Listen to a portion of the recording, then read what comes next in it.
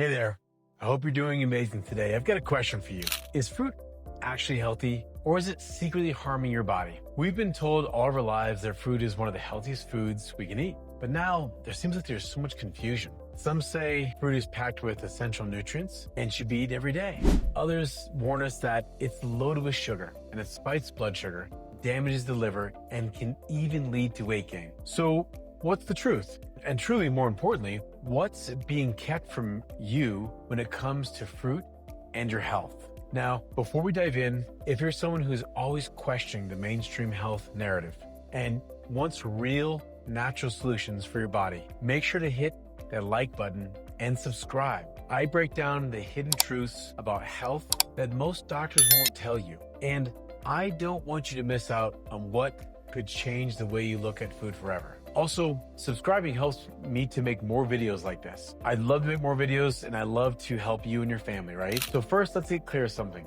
Fruit in its natural whole form is not the problem. The issue is when and how and what kind of fruit you eat. Now, most mainstream health advice doesn't explain that all fruits are created equal. The fruit we eat today is not the same as what our ancestors ate. Thanks to industrial farming, genetic modification, hybridization, modern fruit has been altered to be larger, sweeter, and less nutrient dense than it was just a few generations ago. For example, there's research published in the Journal of American College of Nutrition found that modern fruits and vegetables have declined in mineral content by up to 40% over the last 50 years due to soil depletion and selective breeding for tastes rather than your nutrition. That means that fruit you're eating today often contains way more sugar and fewer minerals than the wild fruits nature originally provided. This is one of the reasons why many people, especially those struggling with blood sugar issues or weight loss resistance,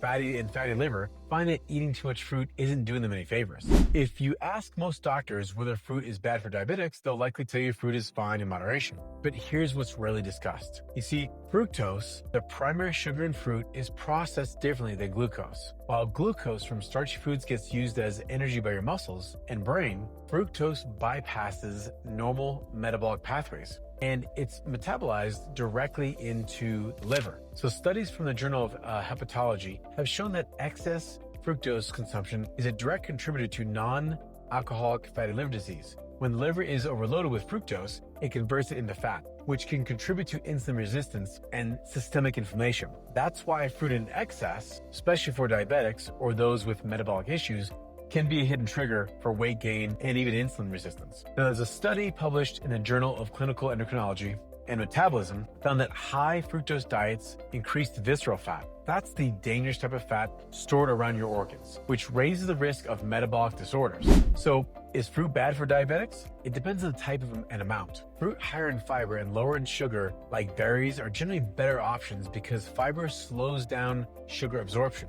Meanwhile, fruits like bananas, grapes, and mangoes, especially when eaten alone, can spike blood sugar rapidly, right? If you've been struggling to lose weight but eat fruit daily, this could be why. Many people assume that because fruit is natural, it won't contribute to weight gain. But here's what you're not told. Fructose doesn't trigger insulin the same way glucose does, meaning it doesn't signal the satiation hormones, right? This means you can eat a lot of fruit and still feel hungry soon after. Excess fructose has been linked to leptin resistance, which is when the brain stops recognizing signals that tell you you're full. A study from the Cell Metabolism found that diets high in fructose can impair leptin signals, leading to overeating and truly increased fat storage. Some fruits can also cause bloating and water retention, make it seem like you're not losing weight, even when you're eating healthy. If fat loss is your goal, fruit should be strategically consumed, preferably in the morning or before physical activity when your body can burn off the sugar. Now, if you want to understand more about when to eat fruit, click this link here to watch that video I made for you. Your liver is one of the most important organs for detoxification, and too much fruit, especially fruit juices and dried fruits, which I'll do some videos on, can overload it. Research from the Journal of Hepatology states that excess fructose consumption is a leading cause of non-alcoholic fatty liver disease, even in individuals who do not drink alcohol. You see, the liver stores excess fructose as fat, which can lead to inflammation and metabolic disorders over time. This is why limiting high fructose fruits like grapes, watermelon, and dried fruits is crucial if you have liver concerns. Now, if you want to understand more about fatty liver and how to heal it naturally, click this link here to watch that video made for you. Now, does this mean that fruit is bad and should be avoided? No, not at all. It just needs to be eaten the right way so it works for your body rather than against it. That's what I do with my patients. Choosing organic, locally grown fruit whenever possible is important to avoid pesticide exposure and nutrient depletion. There's even hydroponic gardens that you can do. That's what I do to grow my own food. Now, the Environmental Working Group releases an annual list called the Dirty Dozen, which highlights the most pesticide contaminated fruits.